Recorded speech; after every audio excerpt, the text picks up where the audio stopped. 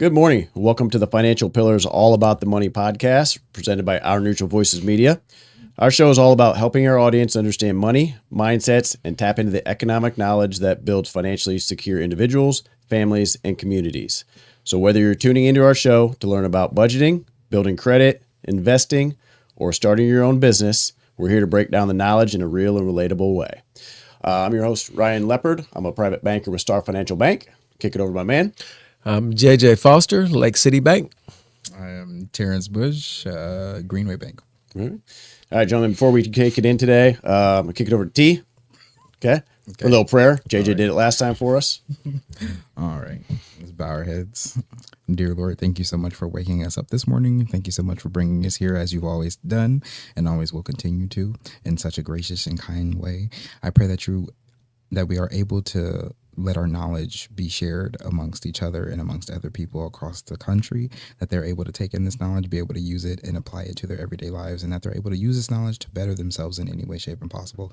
And I pray that you protect and watch over us as you always have. In Jesus' name I pray. Amen. Amen. All right. Thank you for that.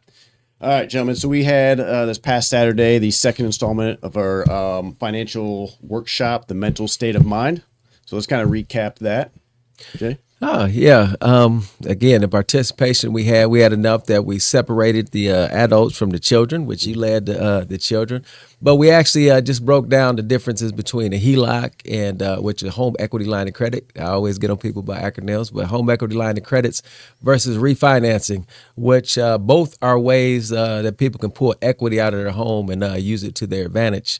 On the U side, Ryan kind of touched on it a little bit too, talking about home ownership and renting. And I was impressed when we brought the people back together. A lot of the kids were talking about equity. And I was like, man, Ryan really got down to it. And, but even some of the adult chaperones they talked about, they learned a lot. So I just thought, based off our conversation from that seminar, I thought it'd be a good idea to even talk about home ownership versus renting. I know we're always pushing home ownership and we understand the importance of that, but sometimes renting is somebody's better option, maybe their only option. So we want to get off on that today. But how'd you think about Saturday, T? Saturday, I thought it went pretty well. We did have a very diverse crowd from multiple ranging ages, being able to pretty much focus in on the importance of having a home equity line of credit versus a cash out refinance, or just having a first-time mortgage or even refinancing your mortgage. I think it was a great discussion that we were able to hit on a lot of topics. Okay. And you tell us, how was your experience over there with the young people? Well, started off a little rough when you're sitting there with, some as young as, I think, 8 years old up to 16 years old. And you say, hey, you guys ever thought about renting versus owning? What's your thoughts there? And they're kind of like, no, we haven't thought about that. Not at all. I'm 8 years old. Why would I think about that right now? But it was a great conversation. I do believe that they learned a lot from it. And I think we talked about the pros versus cons. Unfortunately, I think I scared them all away from home ownership, right? Because of some of the cons of that, like, the maintenance, the upkeep, all that stuff that kind of goes in with it. So I had to make a point at the end and like, listen, if you want to rent or own, they all said rent. It's like, I didn't want to scare you away from home ownership because it really is a goal that everyone should have if we're trying to, achieve our economic freedom. But it's not for everybody, right? It depends on your circumstances, where you're at in life as to whether it's the right decision for it. So let's kind of start with, some of those pros and cons of each one. Terrence, you want to give me some pros of owning? I was hoping you were going to give me cons. I was hoping Let's you would give me cons. Okay. Let's go with that. With me being... No, we can't lead with cons. Come on, man. You got to lead with cons. Okay, you got to lead with the pros. I'll come with the pros. We'll come back to Terrence for cons. Okay, and you're going to go home on... Let's go renting. I'm going to change all of it. But yeah, the pros of renting. Again, time and place. If you're a young person, you're not necessarily settled. You're not sure you're going to live a certain place. You don't want to kind of get anchored down, because obviously, if you purchase a home, it's going to be a lot harder to get rid of and get out of it. But if you're just starting out, getting that apartment is something that obviously, hey, my lease is up. I'm on to the next city. I can move on. Mm-hmm. The other thing, obviously, the big factor is I can't afford a down payment. I'm saving up for a down payment for a home. So renting might be my best option. The other is if elderly or disabled, I can't do some of the maintenance and yard work associated with owning a home. So renting may be a better option for me. So you'll see a lot of elderly people, once the kids are out of the house and retirement, things like that, to move on, from home ownership to avoid that type of situation. Correct. Right? Having to take care of all the maintenance from it. It's also another thing that came out of, talking with kids. I think I had about 8 of them in there. I was trying to get them to that point to understand the benefit of renting. I started off like, how many of you have ever thought about leaving Fort Wayne? Mm-hmm. Not one of them ever thought about it. They're like, huh? What? No, no. So, but that's a great point as a pro for renting. And one of the young men, once I got their mind thinking that's way, that's exactly what he thought. A pro of renting would be, I'm going to a new city. Don't know where my job's going to be at. Don't know the city well. Don't know what side of town I'm going to be on.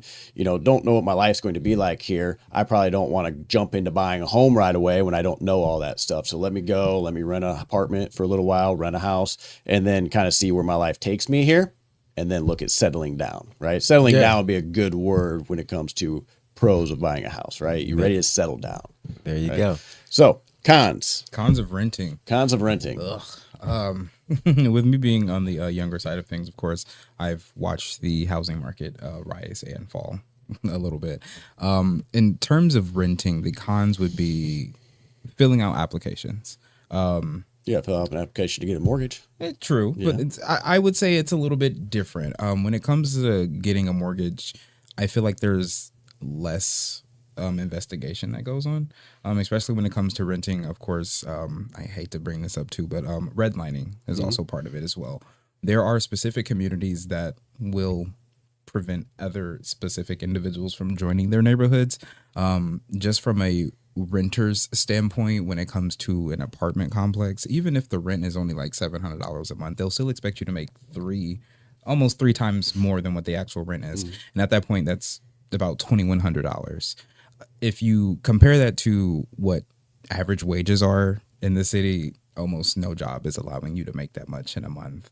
So it almost kind of makes it harder to rent in a sense, especially if you're trying to get like a luxury apartment or like a decent apartment, things like that. Of course, you do end up having to get, I guess, some of the lower end apartments just for income requirements as well. In terms of the cons, of course, you do have to put down that security deposit. There's no guarantee that you're going to get the full deposit back at the end of the day. Having neighbors, not having your own space, having to share space with other individuals, just depending on where you are. Making grocery trips is a little bit more hassle. Of course, you have farther to walk. Of course, you never feel like you are fully cemented in a place. You never feel like you're fully settled. And that's just a con of renting. Also, at the same time, the rent typically increases throughout the year. Of course, something that you don't have to deal with a mortgage. Pretty much if your mortgage payment's locked in, that is what you're paying until your mortgage is paid off. My rent will start at $800. For example, when I got my first apartment, my rent was $840. After my lease was up and I renewed it, my rent went up $260. I couldn't explain why my rent went up $260. They couldn't even explain to me why they raised it that much. And from what I've seen with my experience is that they're raising the rent so they can keep up with their own living expenses, so they don't have to dip into their own pocket at the just cost out of the curiosity, renter. was this a house or was this an apartment you were renting? Oh, I was renting an apartment. Okay. Again, same thing that we talked about. Multi-unit apartment or? Yeah, it was a like apartment complex. Apartment complex. Yes, of course. Of course, with the thin walls as well. We don't have to talk about that. But same thing that you said with buying a house. It is something that you do typically when you are settled. I've been in Fort Wayne my entire life. Do I think this is a place that I would want to buy a house and settle down? Probably not. I will say the cost of living here is fairly decent compared to other states. But at the end of the day, I've been here my entire life. Why would I not branch out? So in a sense of homeowner affordability, probably easier to afford houses here where I'm at versus other states, of course. But in terms of being a renter, it is the way that I perceived it was supposed to be is that renting was supposed to be a step zone. Mm-hmm. But if you keep increasing the rent and I have to keep forking out more money because my wages aren't increasing the same way that my rent is increasing every single year. So if I'm trying to save, that means I have to keep readjusting my budget on a yearly basis just so that I can keep paying my rent and keep saving so I could potentially buy a house. But with the way that the pricing for the houses is skyrocketed as well too, I'm stuck in that renting position even longer because I have to save even more money just so that I can put down a down payment. So it's a it's kind of like an ending cycle when it comes to renting in today's society. And I was gonna say, I think he checked all the boxes as far as cons, but the biggest to me is when you're renting, that money is just gone. Absolutely. that was the one I was waiting on. Yep. No equity whatsoever. Yeah, But we just talk about renting. I mean, you can't build no equity when you rent. Correct. I always say you're paying for somebody else's kid to go to college versus your own. And we use the example, and we'll get off into it when we talk about home ownership, pulling money out to pay for your own kid to go to college. You're paying for somebody else's. So yeah, and it's like you said with the whole I'm paying for somebody else to go to college. That's why my rent just increased. Mm-hmm. Oh, you just bought a new car. You have to do a lot for your car payments. Now you're increasing my rent. Do you have any idea in your specific situation? Like, did your rent just go up, or would that have been the same market rent for a new person coming in as well? So I love the way that my rent is set up right now. I've renewed my lease twice, and my rent has not gone up a dime. Mm-hmm. So I'm riding that wave for as long as I possibly can. I know other places like pretty much are like $1,000 and up at this point. Mm-hmm. I'm still in the 3 digits, so I'm fairly happy where I'm at. Mm-hmm. But in terms of how rent is affecting other individuals, the increases, I can't really explain it. Mm-hmm. Essentially. So it's like, imagine you live in your bedroom. Okay. It's the same stuff. Nothing ever changes. You never get new flooring. You never get new wall paint. You don't get a new AC unit. You're not getting new light fixtures. And then someone tells you, oh, your rent's going up $350. You have an adjustable rate lease. Exactly. Why? But the thing is, why is it being increased? I didn't see those adjustments. I'm paying for this living space, and you haven't upgraded anything in my living space. So why am I paying more? Yep. I will say this, because it's the same with mortgages, and I know you said that your mortgage will stay the same. True. Some of them. Until you tack in taxes and insurance. Yep. Because that's the number one first call I'm going to get. Hey, Mr. JJ, you said this is what I'm paying for 30 years. Correct. Your mortgage didn't change. The taxes and insurance did. So like you said, I don't know, what's going on with the apartment complexes. Their taxes went up or whatnot. And again, like you said, without explanation, that is kind of, shady or leads your imagination to run wild. But that would be something that, potentially. Yeah. So absolutely. So, yeah, cons that go with that too. So I want to jump more into the equity, kind of, we talk about the pros of home ownership as well, touch on that a little bit more. But the one also con of renting in a lot of cases is a lot of times rent is more than what it could be if you owned a home. Right? Oh, you have a mortgage. I think it's in reverse, but apartments, they're going to go based upon the market, right? It's a lot of times an apartment's going to be more expensive than if you actually went and bought a house yourself. If you're renting a house, unless that landlord owns it free and clear and kind of can make up whatever payment he wants, he's still going to go with what the market value of it is.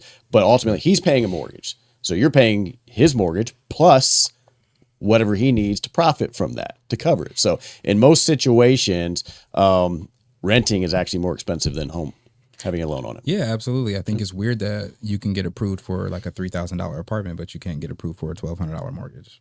Mm-hmm. That apartment's for 12 months. That mortgage is 30 years. That's why. That's funny. But to your point, and that's the thing too, I explain all the time. Because a lot of people, like you said, they think it's backwards. Oh, I can't afford a house. No, you can afford the house. The biggest hurdle with home ownership is that down payment, which I've had talks with people. I can remember folks during this last election were talking about down payment assistance. And I had people like, yeah, why would you give down payment assistance to some people that can't afford a house? And I was like, what? Whoa, wait a minute. That's the exact opposite. If you can afford, have somebody help them get that down payment, put them in that house. To Terrence's point, we got people that's been paying $2,000 in rent for 15 years. You don't think they can pay a $1,200 mortgage? Yes, they can, and they'll be the best homeowners that you're gonna have because they're the best tenants that whatever landlord has had for however many years. And hopefully, in most situations, it brings more structure and dependability, like on them staying there, right? They're not having to worry about a lease and where they're going after that. And one of the cons we didn't talk about also is your landlord can say, no, I don't want to extend this lease anymore, and you got to move. At any time. Right? Yeah. At any point in time, you're renting a house and he doesn't want to rent to you anymore, or he doesn't want to rent, or he wants to raise rent, you can't afford it. Boom. You're up and moving when you're not expecting it, right? Yep. So, all right. So we talked about pros and cons of renting, right? Who wants to start with pros of ownership? I guess I'm gonna talk with pros because somebody said, Oh no, you can talk about cons. I'll take. Oh, pros. okay. I was gonna say, We I'm can not, do a little- okay. do a There we little go. All flip. right. Yeah. Pros of ownership. Where do I start? One, the freedom. It is. I will never in my life feel bad about somebody owning a home. You have unlocked a completely different stage of your life at that point. You have a large asset that you can pay down over the course of however many years, or if you're lucky and you're one of those people that inherited a home, congratulations.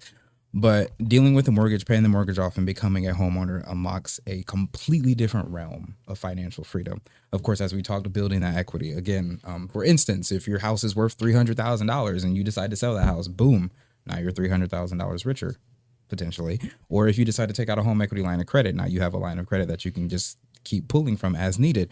Or you can do a cash out refi and get a one-time payment. I know that's the term you wanted me to use, one-time payment. One-time payment where you can still get the equity that you've No, built in I your wanted home. lump sum. You said Lump sum, one-time yes. payment. Get what I'm saying?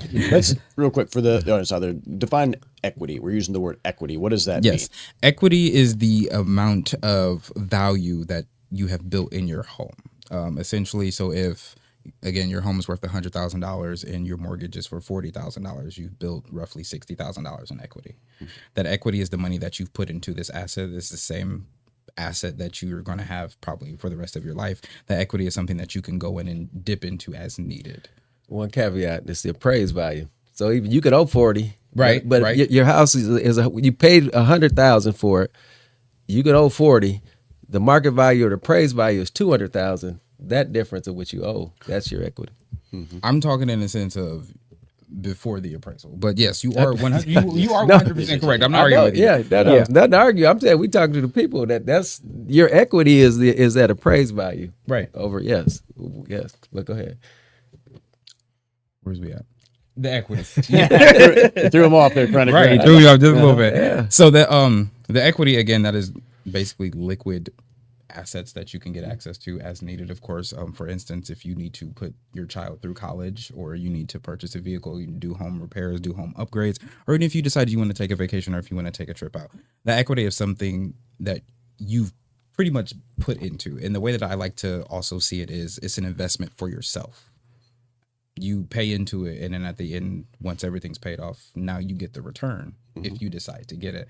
Those individuals that I feel do have that equity built up that aren't accessing it, I don't feel they have reached that full level of financial freedom just yet.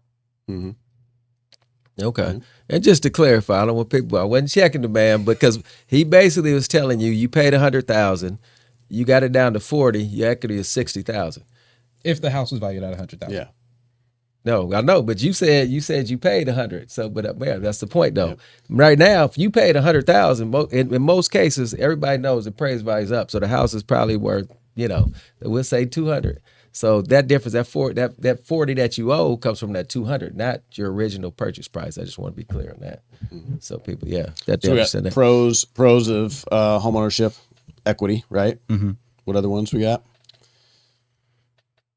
Not having to throw your money away. Of course, again, same thing as we said, the money that you're putting into a mortgage is going towards your equity. Of course, the difference with renters, of course, if I'm paying $1,200 into a mortgage and you're just paying $1,200 to rent, your $1,200 is going down the drain every single month.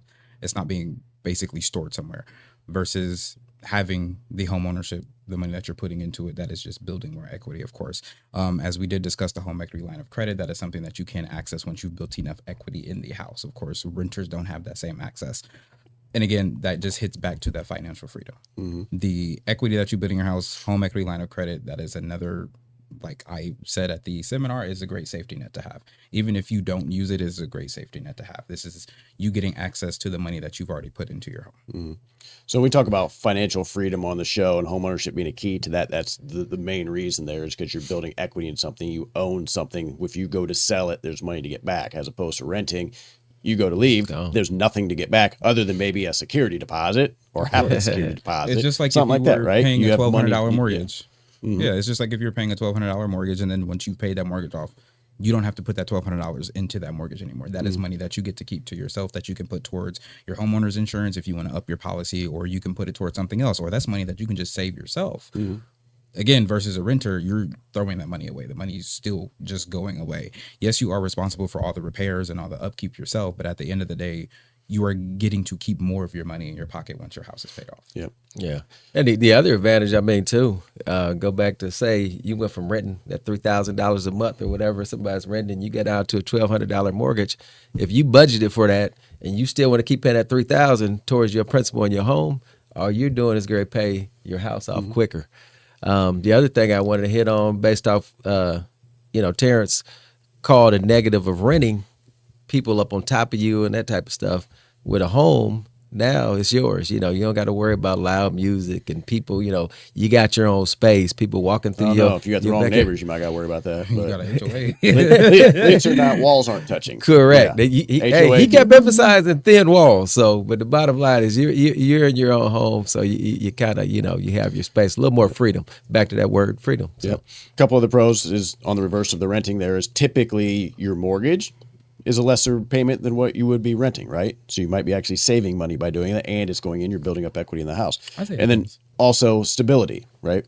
Stability, you're in the home, you don't have to worry about somebody other than property tax and insurance maybe going up, something like that. Unless you're on an adjustable rate mortgage, your payment's going to be pretty stable there. You're not having to worry about whether somebody wants you to move out in a year or two, right? You know you're going to be there as long as you want to be there and as long as you're making payments, right? The bank's not going to come kick you out. Yeah, and I mean with a home too, you can have, if you want cousin Jim to come stay with you for a couple months, he can. You don't have to worry about who's on your lease. It's your home, your guest. I didn't think about that part. I was going to say, he can come stay on your. He can stay on the floor. You want to have a dog, a cat, yeah. a chipmunk, you can have it. There's nobody, governing that. Yeah. You are. Absolutely. So, okay, Terrence hit us with the pros, the cons, home ownership. Cons, all that good stuff. Again, responsibility falls back on you. When you are in an apartment, you call a maintenance man. He's going to fix this. He's going to fix that. Anything goes wrong in that. I don't think we pointed that out as a pro of renting, right? Correct. The maintenance falls on the landlord. Well, we kind of said when you're older or disabled, some of the maintenance. So kind of, but yeah, no maintenance man. Everything falls on you. The other thing, well, like I said, if you want to leave, if you want to get up and move, I mean, there is a process. Now you're looking at, am I going to rent out my house and have to figure that out? Do I have that support of somebody that can stay and take care of it, or am I going to put it on the market and sell it? I mean, that's a whole another process. And I don't call it a negative. We talked about taxes and insurance, and only negative with that, I mean, that's outside of our control. And we said whether you're renting or home ownership, you could be looking at increased taxes and insurance. So, overhead costs, expenses of owning a home, and I think this is where I scared the kids away from wanting to own the home, was because maintenance, right? Me personally, I had my sump pump go out, my air conditioner go out, had a leaky roof, something else. I can't remember what it is right now, but 4 or 5 things all within the matter of a couple months, right? Go out. All that expenses that we just said falls on you. If you don't have that safety net, that could be a huge problem for a lot of people if they're not planning properly for that. Luckily, in my case, I'm not a handyman, but I got real into YouTube and found out how to fix all these things myself and was able to do so at a very relatively cheap cost. But add that stuff up: leaky roof, air conditioning unit, sub pump in the basement. Luckily, it didn't flood, but could have been a big problem, right? Those are all things that are major expenses that homeowners have to incur the cost rather than if they were renting. The other thing about that was talked about property tax and insurance. You own the property, but you have to pay the county taxes every year to live on that property, right? Now that money goes somewhere. It goes to helping, with the schools and, firefighters and all that type of stuff. So it's going somewhere, but you're paying to live on that land. That's your cost. Insurance. We talked about having insurance on a home. You absolutely want to have it. If you have a mortgage, you don't have a choice. But if something happens at home, you have fire damage, something like that, how many people have enough money to kind of rebuild from that? Nope. Correct. You need insurance from that. Do you need insurance when you rent? There's renter's insurance. It's a plus, but you should, right? You should, definitely. but you don't have to have it. So there's an additional cost there. And obviously renter's insurance is going to come at a cheaper cost than a full coverage homeowner's insurance policy covering it in case it burns down. Renters, if a house burns down, that's not on you. Your landlord has insurance for that, but you have it to cover your stuff inside. You're renting, House burns down, you don't want to lose all your stuff on the inside, right? But it's going to come at a cheaper cost. But those are all costs that some can view as a negative of home ownership. If you're not in the right stage of your life, in the right situation, you have those reserves built up. Yeah, right? no question. I mean, just to speak to that, of course, even when you think about budgeting, of course, so say you take away the whole rent aspect and then you just have the mortgage. Yeah, once you include like the homeowner insurance cost and then like pretty much all the extra out of pocket, how much are you really coming out of pocket? So I think because I've seen like posts on YouTube where people will celebrate buying a house, but then not having enough money to like do anything else with the house.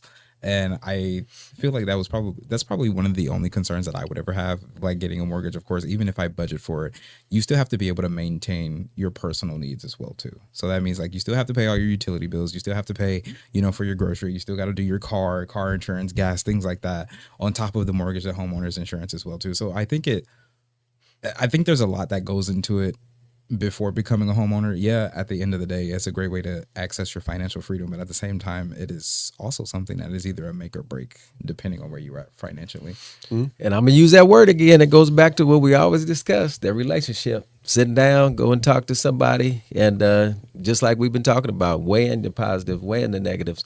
And I hope whatever financial lender, institution, whoever you're talking to, I mean, you're looking at, hey, that 42% is there for a reason. When you have people saying, "Hey, we'll give you this mortgage," and you have 55, 60%, that definitely is a realization of what you're talking about. How long can I sustain this living like that? But at 42%, there should be a cushion. And again, you want to use real numbers, not just make believe. Or it's not a time to fudge or say, "Hey, I make 60,000." Use your net when you're using those formulas, and that kind of gets you that built-in cushion. So. Yeah, and I think another thing that anytime I've seen any offers of credit, of course, they always go based off of gross income. I say never keep your gross income in mind, always keep your net keep income. That net. Just because it says on paper you make 90 grand, it doesn't mean that you're actually bringing that home. So, of course, and even with the DTI debt to income ratio, of course, they're still going based off of your gross and the obligations that you have. They're not going based off of like the subscriptions, your phone bill, or like car insurance or anything like that. So it's like there's a lot of things to consider, of course, before you even take that step. So yes, absolutely, the relationship is always going to be the biggest thing. Yep. We only got a few minutes left here, but to touch a little bit more on the equity part of that, of home ownership, I just want to give a little scenario, because we talked about appraised value being more than what it was when you purchased, which long-term wise, it should be. But that's not always the case, right? Market values fluctuate. So I'm going to give it, and I use this example with the kids I talked to on Saturday, is that, my first house I bought for $120,000. I lived in it 13 years. When I went to sell that house 13 years later, I was able to sell it for $128,000, right? Yeah. How much did my house go up in value there? Little math quiz for you. $8,000. $8,000, 13 years, okay? So I bought my new house. I think I overpaid for my new house at that time that I did it. I even told the realtor there, the realtor that sold the house, I'm overpaying for this house. But fast forward 2 years later, our market went way up, right? Correct. That house is worth $150,000 more in 2 years than when I bought it. So long-term wise, it was a good investment for me to do that. But that's not always the case. It's not always the case that you're going to increase by that much. And same way it went up 150,000 in 2 years, it could come back down. Okay. Now, everybody has their different opinions on our housing market in this area. They will hold steady because we were undervalued for so long. Correct. But at the end of the day, it depends on where you live as to how much you can anticipate your equity appreciating, right? Yeah, and it's funny, you tie into that too, the taxes. So along when we talk about taxes going up, everybody, they understand areas and neighborhoods where people want to live. If it's a prosperous neighborhood, obviously your market value is going to go up. To your point, there are neighborhoods, if a school pulls out of a neighborhood and businesses start to close, those things all can affect your property value and can cause it to go down. But for the most part, our market has been up even in distressed areas, just because that's where we're at. But no question, it can go up or down. Yeah, so that'd be a pro or con. Ultimately, you go into buying a home with the anticipation of my money is going into a portion of it's going to pay interest, a good portion of it to the bank. But ultimately, some of that money is going to build equity in my house. And the longer I have it, the more of my money that actually goes into the equity. So when I go to sell it, that's an asset to me. I have something to get money back. When you're renting, you don't have that. It's just a matter of how much you're going to get, which based upon how long you live there, how many payments you've made, and how your property value appreciates in that time period that you're living there. Yes, right? sir. Yes, sir. You can flip that into a new house, right? Down payment. Last thing I want to talk about is planning, right? If you were looking to, if buying a house is your dream, where would be a good start for somebody? Let's 20 years old. I'm 20 years old. I'm deciding whether I rent or buy. Maybe buying's not the best option right now. I'm going to rent an apartment, but how should I plan for that day when I want to buy? I mean, I think we touched on it. I'm going out and we'll find if I got a relationship with a realtor, with a banker, somebody that's in that field, and sit down and talk just about, they're going to start and do just like we did right here on the show today. How much do you make? What side of town do you want to live on? Just exactly what are you looking for? And then, I mean, you're going to search. I mean, now I used to say the newspaper, but now, man, you can Google, look up some different apartments, get an appraisal, see what the cost is. On the same token, talking to that professional, they might look at your finances and be like, hey, you could afford a house. I don't know why you'd want to waste your money renting when you can afford, a house over here. So again, it all starts with sitting down and talking with somebody and mapping through that process. But how much can I afford? Whether it's your rent, whether it's your mortgage, that's where it's going to start. And then you go from there. And then kind of like what T said, this is what I make. These are my expenses, and they're simple formulas. And we have them out there. You come to our workshops, we can get you those formulas, and go from there. Yeah. And understanding, what your goals are, what your dreams of, what can you afford, but then planning for that down payment. Yeah. Right. How much do I need to save in that meantime to be in a position to buy the house that I want? Yeah. Right? Because, something else that we always talk about too is everybody is an individual, nobody's alike. So my side of town I want to live on could be different from yours. And that's just it. You can't come tell me, hey, I can show you these apartments out here in Southwest. Well, I don't want to live Southwest. I want to live, on the Southeast side.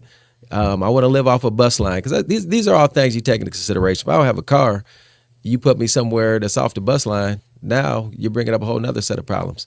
I want to look for somewhere that's, that's on the bus line, that's close. I can get to my work. Is it close to my work? Is it close to my friends and families? I've seen it too many times where people move out and then now they're isolated and a lot of their resources are gone. But if I can get somewhere and it's a safe environment and I've got resources at my disposal, that's the best place for me to live. Yep. Awesome. So that's our time today. But for those of you out there kind of in that position, determining whether you should rent, buy, hopefully you take away some knowledge from this and help you make your decision. One thing I want to point out what Terrence said earlier about kind of getting stuck in that rental phase, right? You're paying more. It's hard for you to save, things like that. Is for young people out there, not everybody has the same home life. But if you have the ability, to live at home for a while working, save that money for a down payment on a home, whether it's you're going to buy right away or in the future, because once you get into start having your own bills, right? Your utilities, you're paying that rent, it's going to be harder for you to save money to be in a position to buy that house down the road too. So start planning early, if home ownership is your dream. So gentlemen, great conversation. Thank you. You want to talk about the third installment? I was going to say, we'll have a couple, at least one more show before it, but November 15th, 4 o'clock to 6 o'clock, Fort Wayne Urban League will be our grand finale for our workshops for the season. I think we'll have the TV on hand for those that have been regular attendees, and the drawing. Or actually, even if you come out, you have a percent, as they say. There's still a chance. Your odds might not be as great as somebody that has attended all of them, but there's still a chance. So November 15th, 4 o'clock, 6 o'clock, Fort Wayne Urban League, our last financial workshop series. We'll be talking about some of this budgeting and just how can we get ahead. So. And we paid for some participation, right? Oh, yeah. The kids had a great time with that, participating, answering questions, and they earned some money to say it. And I don't know if they will or not, but I recommend save this for your down payment on your house, right? Hey, there you go. That's right. You can make money for attending the programs, and if you got a sweet tooth, we got candy for you too, along with all the other fixings, all the food that's out there. So, all right. So, till next time. Well, actually, we're off for a couple weeks. We went back to the 1st of October, so we've got a couple week break until we come back to the 1st of October, first week in October. But until then, November. Thank you, 1st of November. Until then, we are Our Neutral Voices. Peace.